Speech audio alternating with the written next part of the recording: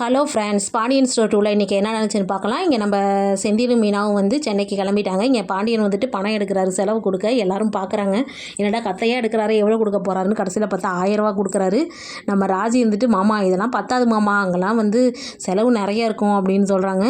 என்னப்பா அங்கே தான் தங்குறதுக்கு சாப்பிட்றதுக்குலாம் அவங்களே தராங்களே, அப்புறம் என்ன எல்லாம் போதும் போதும் அப்படிங்கிற மாதிரி சொல்கிறாங்க. அடுத்து நம்ம கோமதி வந்துட்டு, பார்த்து கூட்டிகிட்டு போயிட்டு வாடா, நீ பாட்டுக்கு பஸ்ஸில் வந்து இடையில இறங்கிறாதரா அப்படி இப்படிலாம் சொல்லிட்டு இருக்காங்க. எல்லாம் நான் பார்த்துக்கிறேன் விடுமா அப்படிங்கிற மாதிரி சொல்கிறாங்க.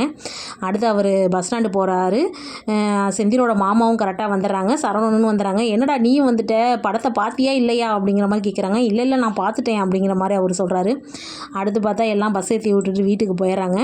இங்கே நமக்கு பாண்டி வந்துட்டு, என்னப்பா படம் எப்படி இருந்துச்சுன்னு மயில கேட்குறாங்க. நல்லா இருந்துச்சு மாமா அப்படின்னு சொல்கிறாங்க.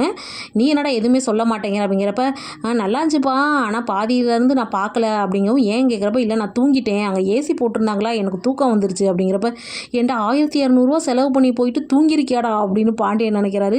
சரி அந்த ஸ்நாக்ஸ் எல்லாம் ஏதோ சொன்னீங்களே அதெல்லாம் என்னாச்சு அப்படிங்கிறப்ப, மயில் கொஞ்சம் சாப்பிட்டா எனக்கு சாப்பிட பிடிக்கலப்பா அப்படிங்கிறப்ப, ஏன்டா காசு போட்டு வாங்கி அதை கூட சாப்பிடலையாடா, என்னடா நீ படத்தையும் பாதியில் பார்க்கல, ஸ்நாக்ஸையும் சாப்பிடல, இவ்வளோ தூரம் செலவு பண்ணி என்னதான்டா பண்ண அப்படிங்கிற மாதிரி பாண்டியன் நினச்சிட்டு இருக்காரு.